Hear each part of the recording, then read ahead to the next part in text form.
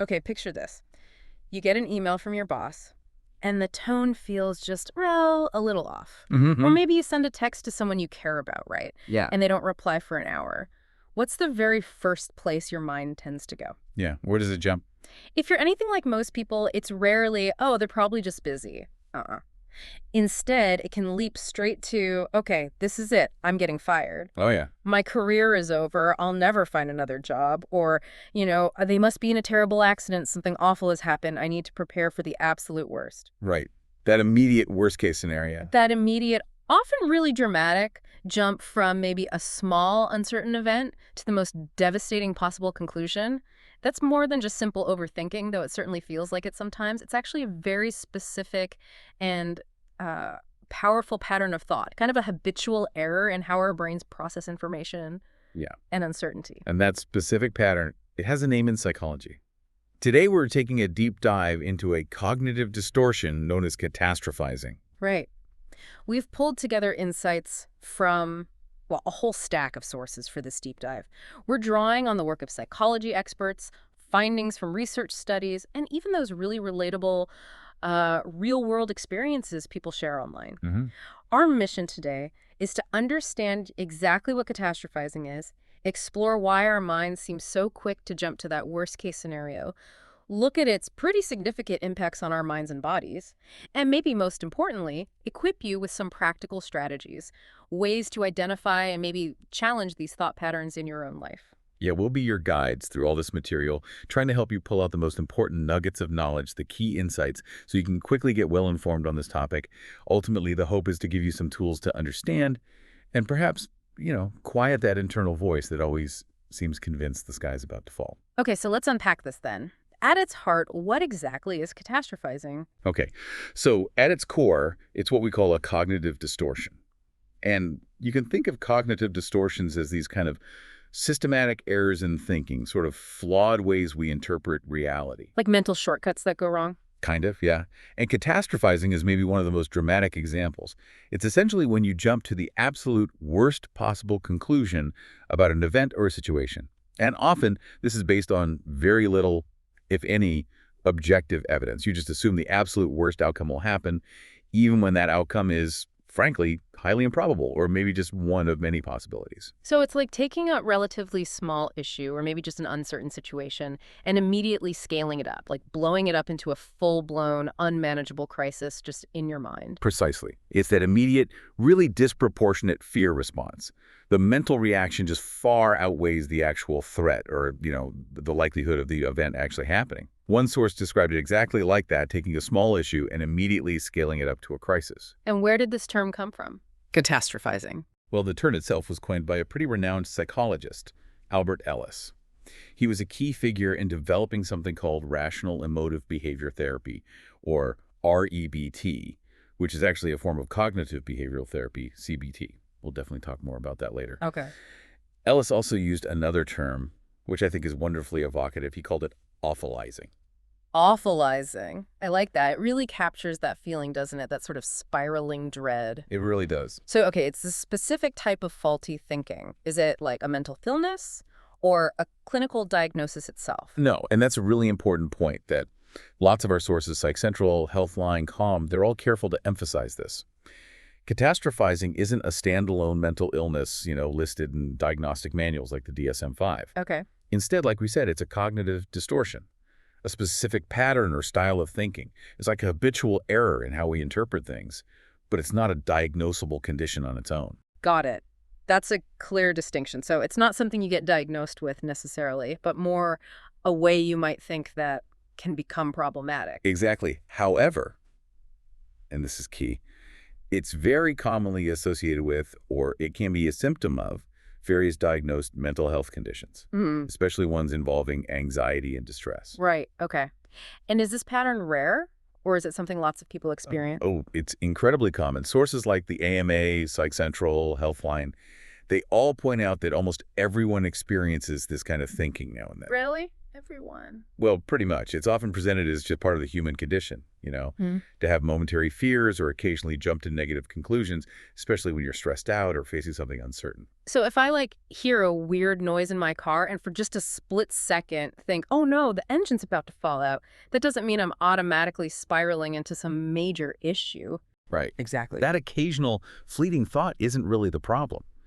Where it becomes a significant issue, according to the sources, is when this type of thinking is persistent, Meaning? meaning it happens frequently, regularly, and when it starts to significantly interfere with your daily life, your happiness, your relationships, your ability to just function, when it starts consuming your mental energy and really negatively impacting your well-being, that's when it's more than just a momentary lapse. That indicates a pattern that probably needs some attention. Okay, so it's the frequency, the intensity, and the actual impact that define it as a problem. Right. To make this even more tangible, maybe let's walk through some of those vivid, relatable examples that the sources give.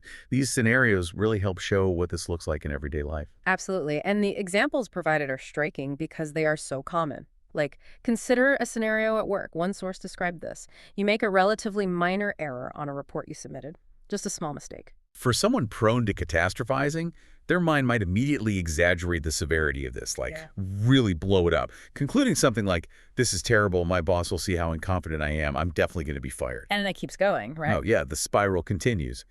Jumping to consequences like, if I'm fired, I'll lose my income, I won't be able to pay rent, I'll lose my home. Wow, that spiral feels intensely familiar to so many people, I bet. One tiny misstep and suddenly your whole life is like hypothetically collapsing around you. It's that rapid escalation, from a contained event to just a total disaster scenario in your head.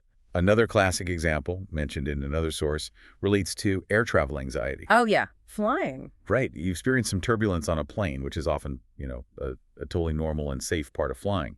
But it gets instantly interpreted not as just a minor bump, but as an infallible sign of an imminent fatal crash. The leap there is enormous. From just standard air movement to total catastrophe, it just bypasses all the logic about how safe flying actually is. It does. The thought just bypasses objective reality and jumps straight to the most terrifying and often the least probable outcome. Another source gives relatable examples about relationships. Okay. Like, you have a disagreement with a loved one, maybe a relatively minor conflict, but your mind might quickly escalate this, believing they don't love you anymore, they're definitely going to break up with you. Oh, wow. And then jumping ahead to worrying about huge, big picture scenarios, like where will I live? What happens to my social life? So a simple argument instantly becomes the predicted end of the relationship and like the unraveling of your whole support system, in your head at least. Exactly, in your head. And calm brings up social situations too. You might have a small awkward moment during a conversation. Maybe you fumbled your words or misinterpreted something, felt you said the wrong thing. We've all been there. Right. This single moment can trigger the belief that you've totally ruined the interaction, everyone now thinks you're a stranger, unlikable, and inevitably you'll lose all your friends or be completely excluded. One awkward pause, and your mind predicts total social isolation. Yikes. Yeah. And health worries.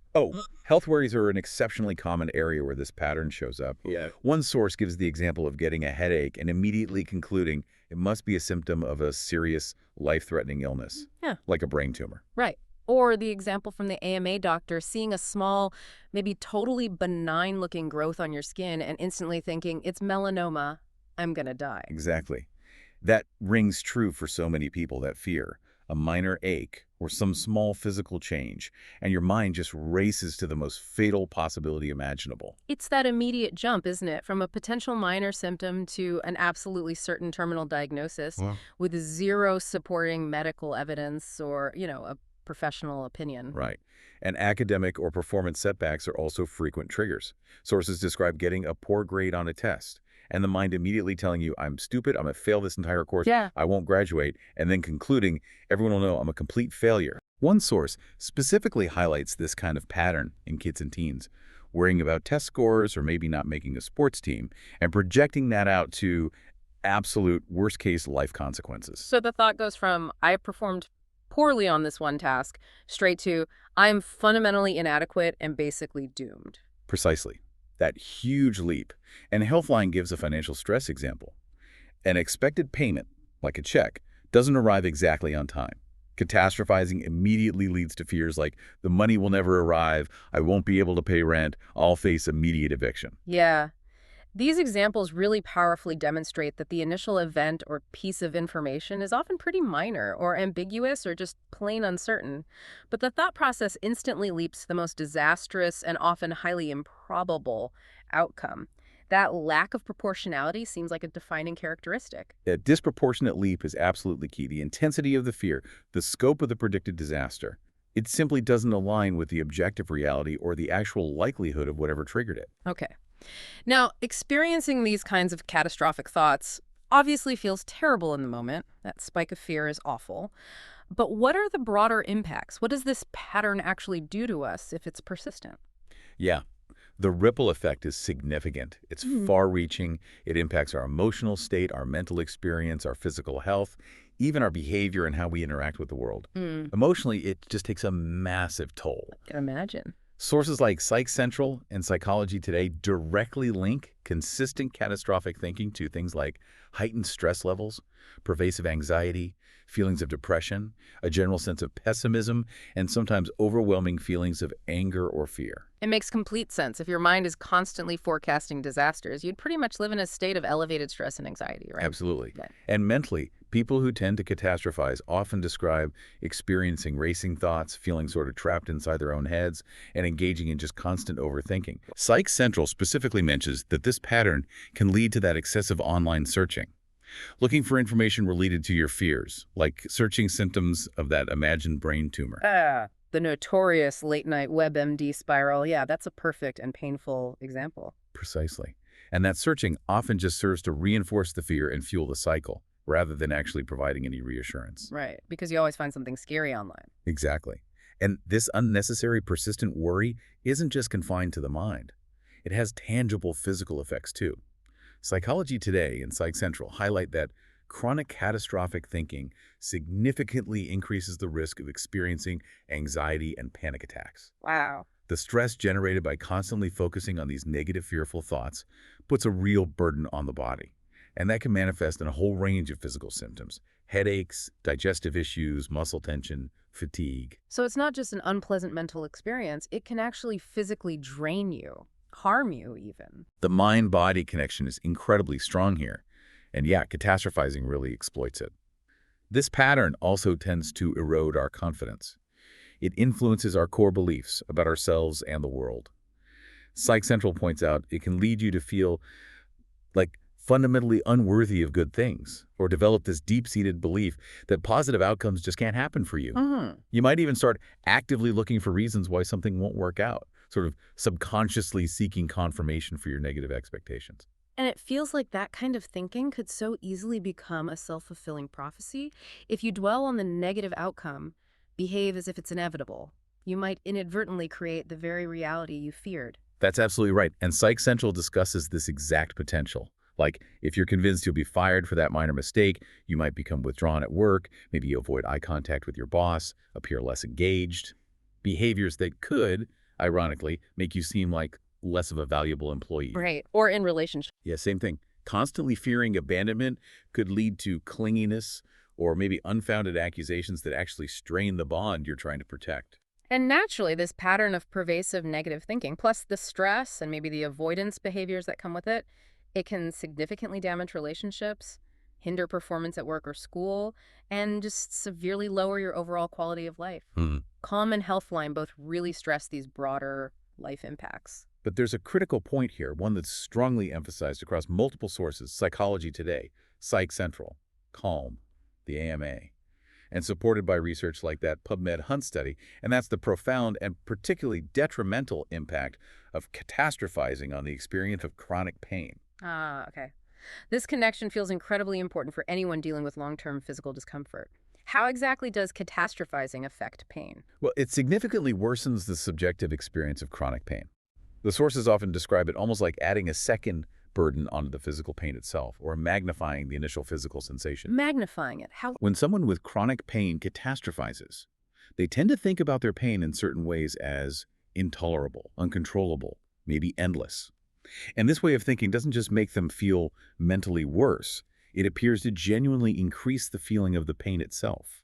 Wow. So the interpretation of the pain, the thoughts about it, actually makes the sensation of pain feel more intense. That's the striking finding, yeah. Yeah. Sources like Psychology Today and Calm highlight that thoughts like, this pain will always be this bad, or I will never be able to do some activity again, or maybe this pain is ruining everything and there's nothing I can do about it. These thoughts directly exacerbate the stress and anxiety associated with the pain. And that increased stress and anxiety then probably feeds back, making the pain feel even more pronounced, creating this awful, vicious, self-perpetuating cycle. It's a classic vicious cycle. The sources explain that our perception of pain is much more intense when we're anxious. The AMA actually quotes a doctor stressing that addressing the catastrophizing of somatic symptoms, especially pain, isn't just secondary. It's a crucial part of effective pain treatment, just as important as medication or physical interventions. Because if you don't address the mental magnification, the sort of turning up the volume on the pain with your thoughts, you're fighting an uphill battle with the physical treatments alone. Precisely. You're not treating the whole picture. The AMA source also points out something fascinating. There seem to be shared neural pathways in the brain, pathways that mediate pain, depression, and anxiety. This gives a biological basis for why these experiences are so interconnected and can amplify each other. Wow, biology backing it up. Yeah, and that PubMed Hunt study provides really compelling longitudinal data on this. It followed people over time and found that increases in pain intensity and, separately, increases in pain catastrophizing were both independently associated with increases in depressive symptoms later on. Independently, meaning each factor had its own link to depression. The study suggested that when both the pain and the catastrophic thinking about it become chronic, they seem to really reinforce each other. They become these mutually reinforcing drivers for developing and sustaining chronic depression. Wow, that study really underscores how deeply entwined these factors are, how they can lead to this long-term state of significant distress. It's not just feeling bad, it's a whole interconnected system. It's a powerful illustration, yeah. The deep connection between our thoughts and our physical experience.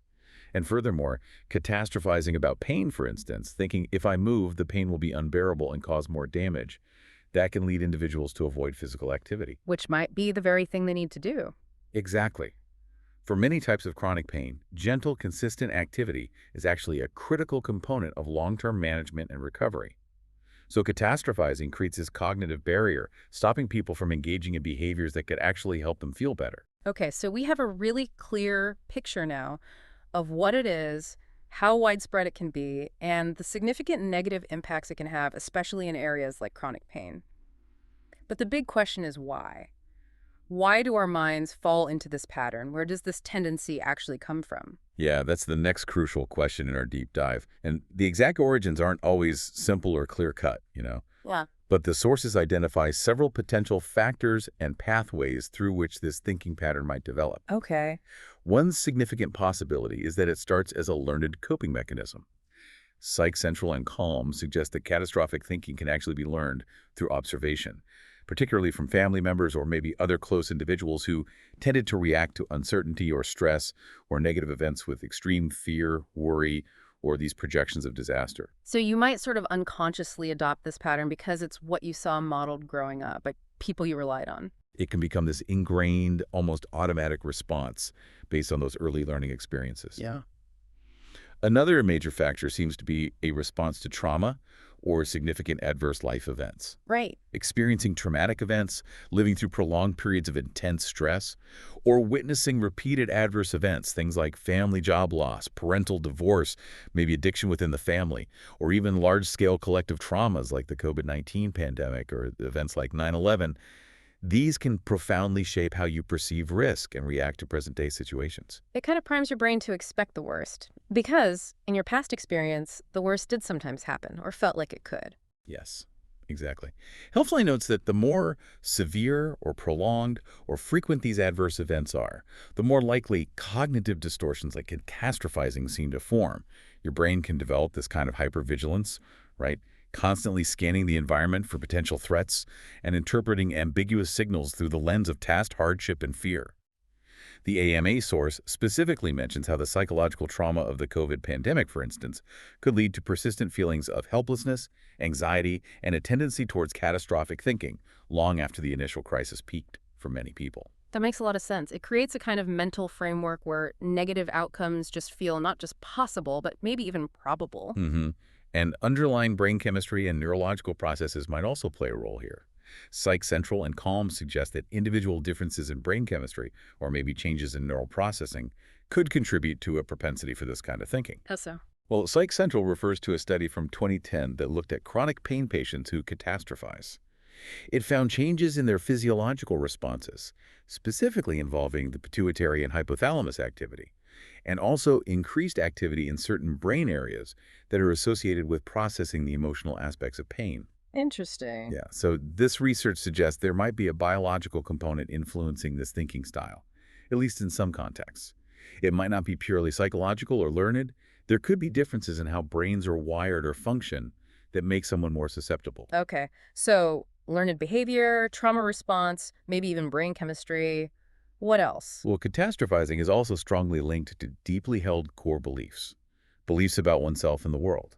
Psych Central talks about this. It might function, perhaps in an unhelpful way, but function nonetheless as a mechanism to try and manage overwhelming negative emotional responses. How does that work? If you hold core beliefs like low self-esteem or a fundamental fear that you are incompetent or unable to successfully handle problems, these are highlighted as potential root causes. If you don't believe in your own ability to cope, then predicting the worst might feel like a perverse form of self-protection. Like you're trying to brace yourself for the inevitable failure you anticipate. Like if I expect the absolute worst possible outcome, maybe it won't hurt as much if it actually happens, and I won't have to risk trying and failing. That kind of logic. That protective but ultimately really limiting logic can definitely be at play for some people. Certain personality traits can also increase someone's likelihood of catastrophizing. Calm mentions that individuals with high levels of neuroticism, which is a personality dimension, characterized by a tendency to experience intense negative emotions, anxiety, and worry, they might be naturally more prone to this kind of thinking pattern. Okay. And as we touched on earlier, while it's not a condition itself, catastrophizing is very commonly associated with various actual mental health conditions. Yes, absolutely. It's a frequent symptom or pattern that we observe alongside diagnosed conditions. This includes various anxiety disorders like generalized anxiety disorder or GAD, which is characterized by excessive worry, social anxiety, panic disorder, agoraphobia, also major depressive disorder, MDD, Okay. obsessive compulsive disorder, OCD, which involves those intrusive thoughts and compulsive behaviors, post-traumatic stress disorder, PTSD, which arises after trauma, and even ADHD, attention deficit hyperactivity disorder, often due to the associated stress and anxiety that can come with executive function challenges. So living with those conditions can increase the risk. Yeah, Psych Central notes that living with these conditions can definitely increase an individual's risk of habitually engaging in catastrophic thinking. There was actually a particularly insightful point shared by a Reddit user about how after starting meditation, they gained this awareness that their minds seemed to automatically create the worst possible scenario in uncertain situations. And then, crucially, it would get stuck trying to mentally solve this imagined terrible problem. They directly linked this pattern to their own struggles with anxiety and OCD. Wow, that Reddit comment really captures the involuntary nature of it for some people, doesn't it? The mind just jumps there, and then you feel trapped trying to fix a future that doesn't even exist yet. It beautifully illustrates that intrusive and often really overwhelming nature of catastrophic thoughts. Sure. Okay, so we've really explored what it is, its impact, and some of the potential roots. This paints a clear picture of the challenge. I think the biggest question for our listener now is, how do you manage this? How do you start to take back control from a mind that, as that Reddit user put it, seems kind of programmed to think the worst case scenario? Right, and this is the practical core, isn't it? How to manage catastrophizing. And the good news here, really, is that while it absolutely takes consistent practice and effort, no doubt about it, it is possible to significantly manage and reduce the impact of this thinking pattern. Sources like Calm and the NHS are very clear on this. It's a learnable skill. You can get better at it. Okay, so where do you even begin when the thoughts feel so automatic and just overwhelming? Well, the foundational step, the one stressed across multiple sources, Psychology Today, Psych Central, the NHS, the AMA, is simply becoming aware of it, developing awareness. Just notice. Just noticing. You can't change a thought pattern if you don't recognize it's happening in the first place. Yeah. Simply noticing and identifying when you are engaging in catastrophic thinking is the absolutely crucial first step. It requires you to sort of tune into your internal dialogue and observe your thoughts, ideally without immediately getting swept away by them. It's like becoming a detective, almost, observing your own mind at work, trying to catch the pattern in action. Yes, exactly like that.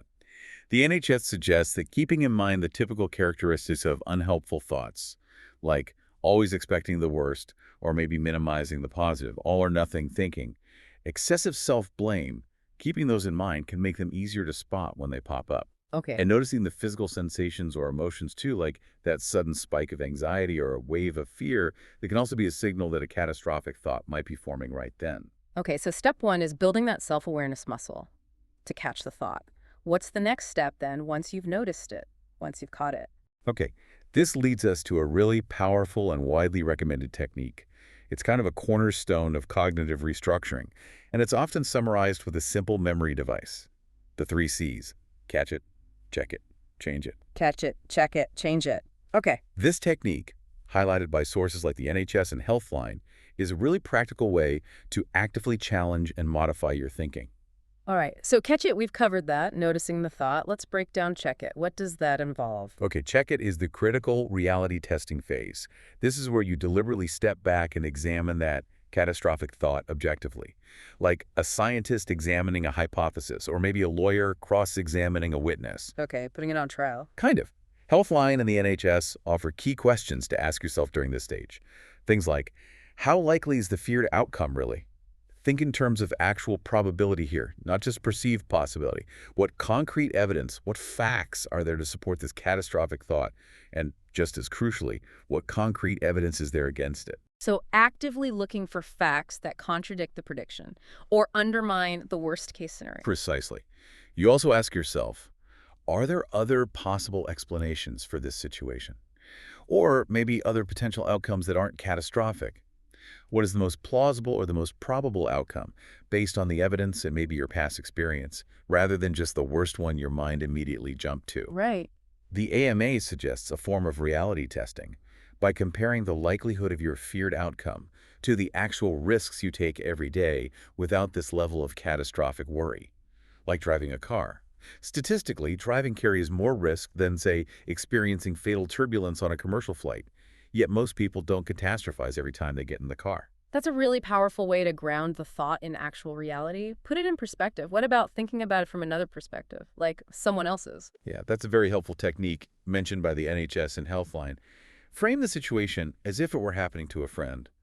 What would you say to a friend who came to you with this exact catastrophic thought? Often we're much more rational, much more compassionate, and better at identifying flawed thinking when we're advising someone else compared to when we're lost in our own fearful thoughts. That's so true. We're often kinder to our friends than ourselves. Aren't we just? Also, within check it, consider if you're falling into black and white thinking. Is the situation truly an all or nothing disaster? Or are there shades of gray, complexities, nuances that you're maybe overlooking?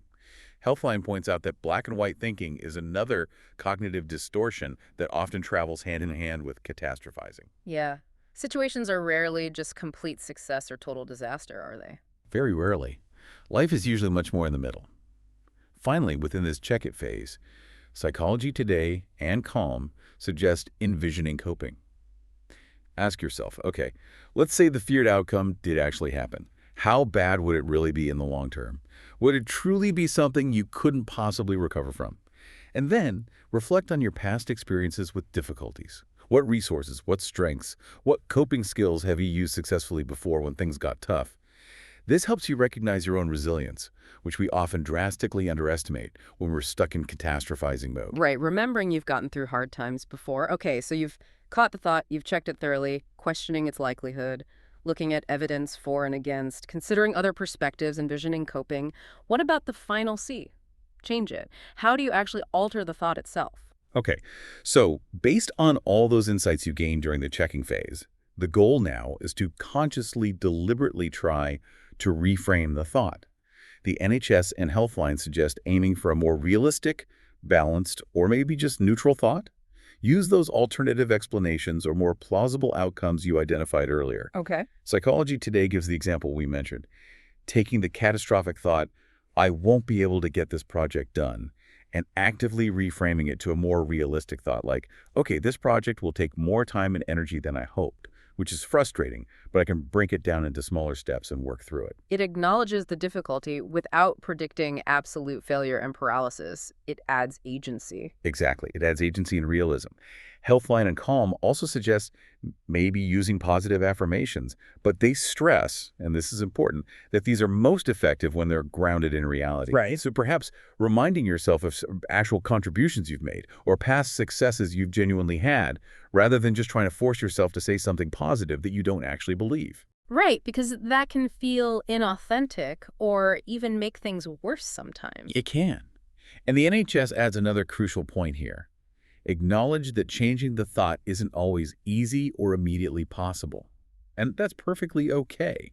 The primary goal isn't always to force a negative thought into a positive one. Sometimes the goal is simply to cultivate mental flexibility, to gain a different, less terrifying perspective on the situation. Just creating a little bit of space between you and the catastrophic thought. A little doubt about its absolute certainty, that alone can be a huge step. It absolutely can. Just loosening its grip. Let's maybe walk through an example quickly, just to make this even more concrete. Remember the work mistake scenario. You make a minor error on a report, and your mind jumps straight to, I'm going to be fired. Okay, yeah. So catch it is recognizing that thought, uh-oh, I'm going to be fired. Right. That's the catastrophic thought you've caught. Now, for check it, what actual evidence supports that thought?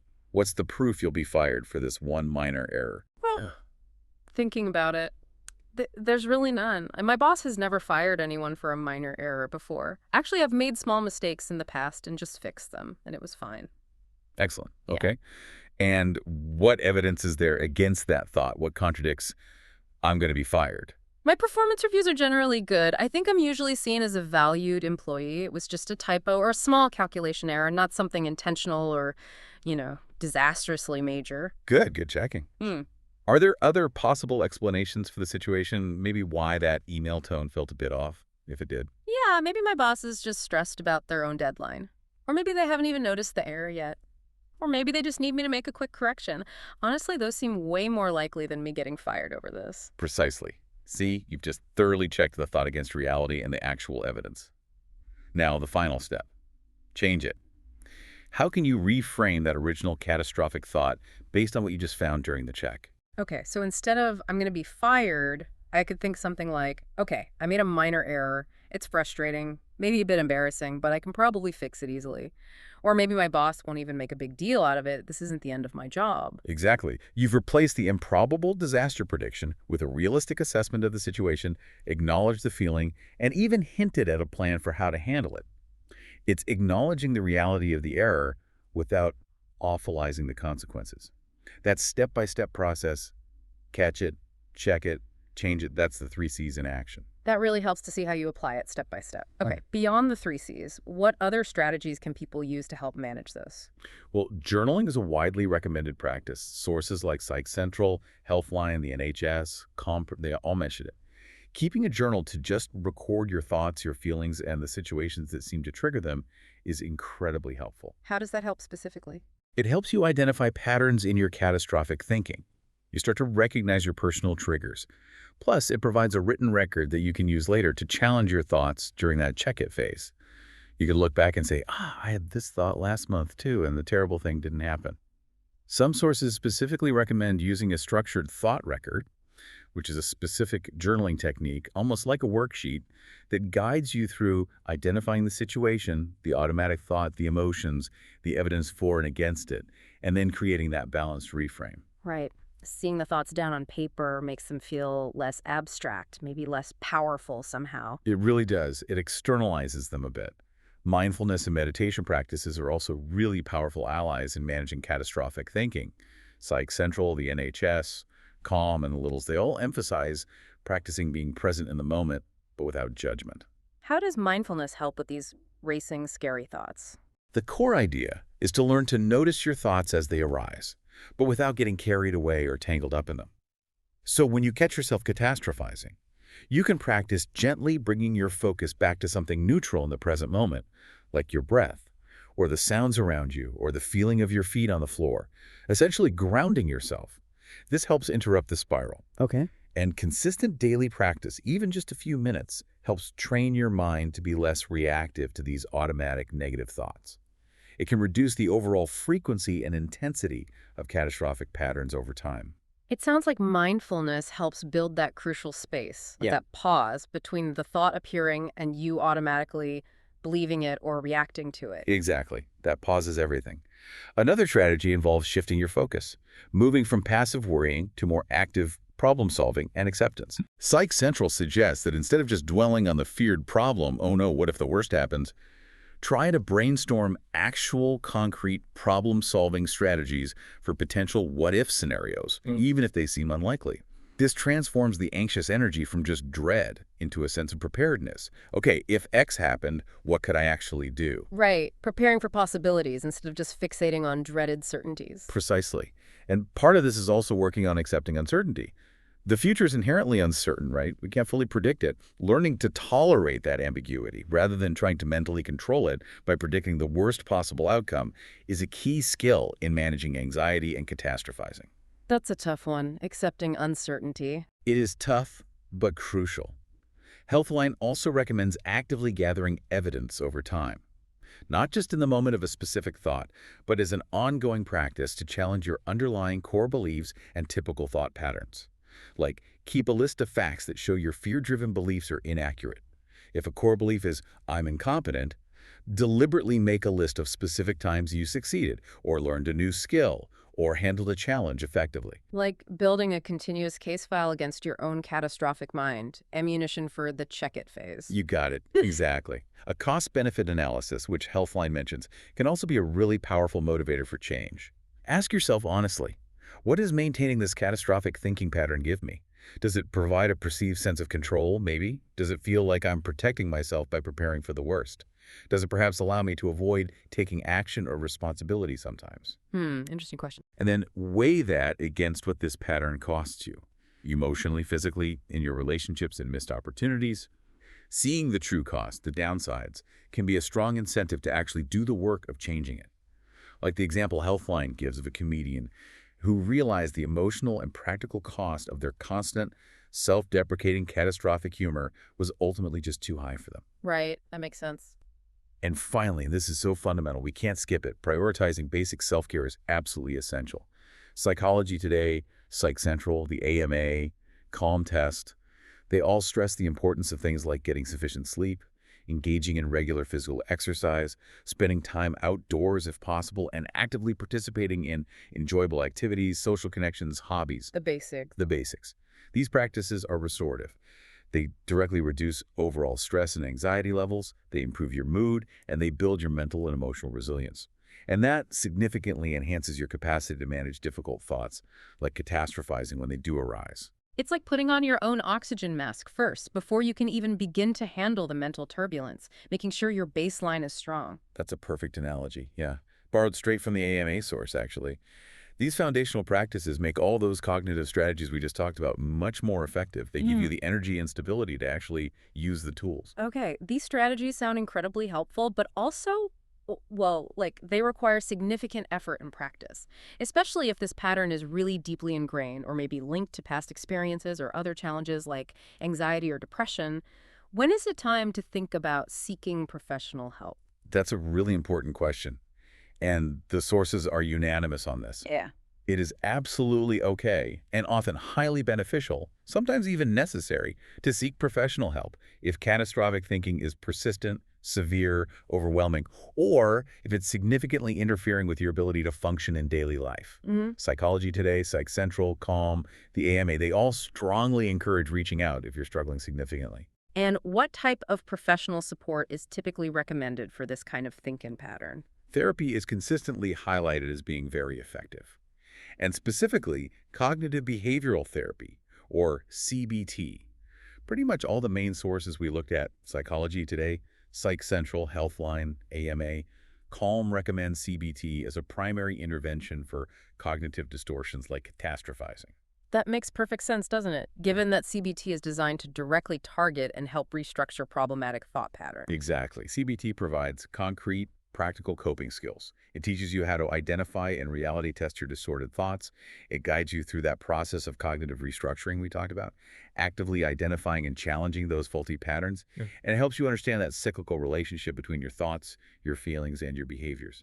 how they all influence each other. The sources note that working with a trained mental health professional, whether that's a psychiatrist, a psychologist, a licensed therapist, a counselor is often highly recommended, particularly when you're just starting out. They can provide that objective insight, help you spot distortions that are maybe hard to see from the inside, and expertly guide you through techniques like questioning and reframing effectively. Calm actually mentions that many individuals start to see noticeable results from consistent CBT practice within a matter of weeks or months. So it's not necessarily like a lifelong commitment to therapy, Yeah. but it provides you with the essential toolkit to manage this yourself going forward. Often, yes. That's the goal, to equip you with skills. The sources also briefly mention some other related therapies that can be helpful, or maybe alternative options depending on individual needs and preferences. These include rational emotive behavior therapy, REBT, that's Albert Ellis's original approach, mindfulness-based cognitive therapy, MBCT, which explicitly combines mindfulness practices with CBT principles, and acceptance and commitment therapy, ACT, which has a slightly different focus, emphasizing accepting difficult thoughts and feelings while committing to actions aligned with your personal values. Psych Central and Calm touch on these as potentially valuable approaches too. Okay. And for individuals whose catastrophic thinking might be linked to underlying conditions like severe anxiety or depression, is medication ever part of the picture? Yes, the sources do note that. For individuals with significant underlying mental health conditions that are contributing to severe catastrophic thinking, medication obviously assessed and prescribed by a qualified professional, like a psychiatrist, may be a helpful addition to therapy. Psych Central and the AMA mention this as a possibility that needs to be discussed in consultation with a doctor. It's part of a comprehensive assessment. Right. And given that strong link we discussed earlier between catastrophizing and chronic pain, are there specific therapeutic approaches tailored for pain catastrophizing? Absolutely, yes. Calm specifically lists several therapeutic interventions that are tailored for pain catastrophizing. These include things like targeted cognitive restructuring, focused specifically on thoughts about the pain itself, learning specific pain coping skills like relaxation techniques, mindfulness practice integrated with pain management, something called activity pacing. Activity pacing. Yeah, which involves learning to balance periods of activity with periods of rest. The goal is to avoid that boom-bust cycle, where you overdo it on a good day and then crash and burn, which can worsen pain and reinforce those negative thoughts like, see, I can't do anything. Ah, okay. Finding a sustainable rhythm. Exactly. And also finding support groups where individuals can share experiences and coping strategies related to managing chronic pain and the associated mental challenges, including catastrophizing. Those sound like really practical, tailored approaches to address that complex interplay between the mind and the body in chronic pain situations. They are. They recognize that connection. Yeah. And finally, sources like Psych Central and the AMA suggest that if the idea of seeking professional help feels too overwhelming, maybe as a very first step, simply reaching out to trusted friends or family members can be incredibly beneficial. Just talking about it. Just talking about it, sharing your fears and worries with someone you trust can be immensely unburdening. It helps counteract that sense of isolation that anxiety and catastrophic thinking can often bring. Yeah, sometimes just articulating the fear out loud, sharing it with someone else makes it feel less powerful or less overwhelming inside your own head. It really can. That acknowledgement and connection are powerful first steps, definitely. Okay. What if you're on the other side of this? What if you have a friend or a partner or a family member who you recognize might be struggling with this pattern? How can you offer support effectively without, making it worse? That's such an important consideration, yeah. And the AMA source offers some really valuable guidance here. Right. Probably the most crucial thing is to avoid being judgmental or dismissing their feelings. Don't label them as irrational, even if the catastrophic thoughts themselves lack objective logic. Telling someone, oh, stop being so dramatic or that's crazy is just never helpful. It'll likely just shut down communication immediately. Right. Dismissing their fear just adds shame on top of their distress. Doesn't help at all. Exactly. Instead, the AMA recommends conveying concern empathetically. You can simply ask how they're feeling and if they would like to talk about what's on their mind.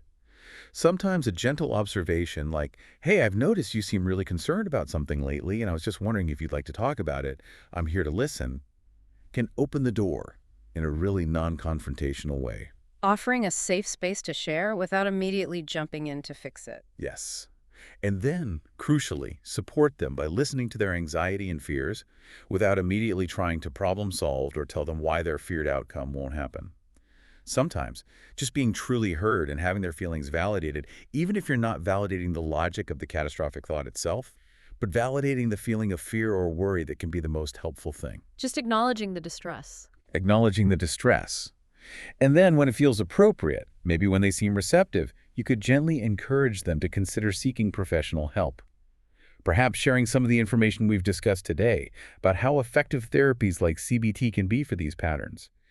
The AMA emphasizes that this kind of supportive, non-judgmental approach from loved ones can significantly help the person feel less isolated and less alone with their overwhelming anxiety.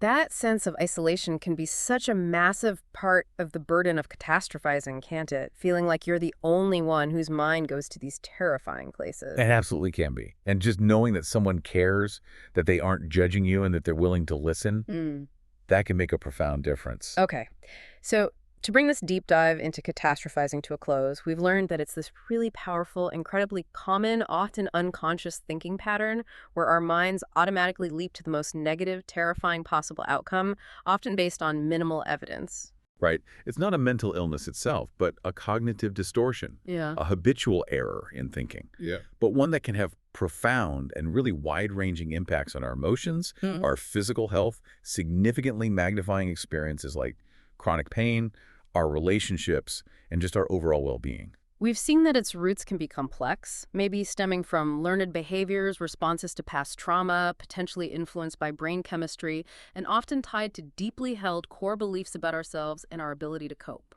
And it's frequently intertwined with diagnosed conditions like anxiety and depression. And this really feels like the crucial empowering message from our sources. While it can feel automatic and deeply ingrained, it's also presented as a learnable pattern, which means with conscious awareness and consistent practice, you absolutely can challenge and change it. Yeah. The core strategy really involves learning to identify those catastrophic thoughts when they arise, the catch it part, rigorously checking them against reality and evidence to check it, and actively working to reframe them into more realistic or neutral perspectives to change it. And alongside those cognitive techniques, remembering the vital importance of foundational self-care, sleep, exercise, connection to build resilience, and knowing when and how to seek support, whether from trusted loved ones or skilled professionals, using approaches like CBT, that provides a really comprehensive pathway to managing this challenging pattern. We've explored how our minds possess this remarkable, yet sometimes terrifying capacity to quickly construct the most dreadful possible future based on very little information, often just uncertainty. Yeah. But perhaps the most challenging and maybe ultimately the most rewarding aspect isn't just understanding why we do this. It might be engaging in that ongoing practice of reminding ourselves that a feared outcome is rarely the only possibility, and recognizing that our interpretation of uncertainty often holds far more power over our experience than the uncertainty itself. That's a powerful thought. Our interpretation matters more than the event sometimes. It often does. Which raises an important question, maybe, for you, our listener, as you reflect on this deep dive. What is one small step you could commit to taking today or this week to just pause and gently question the worst scenario your mind presents the next time it pops up? Even just that moment of noticing the thought and asking, wait a second, how likely is that really? That tiny pause, that small question, could be the beginning of a really significant shift. Something powerful to consider as we wrap up.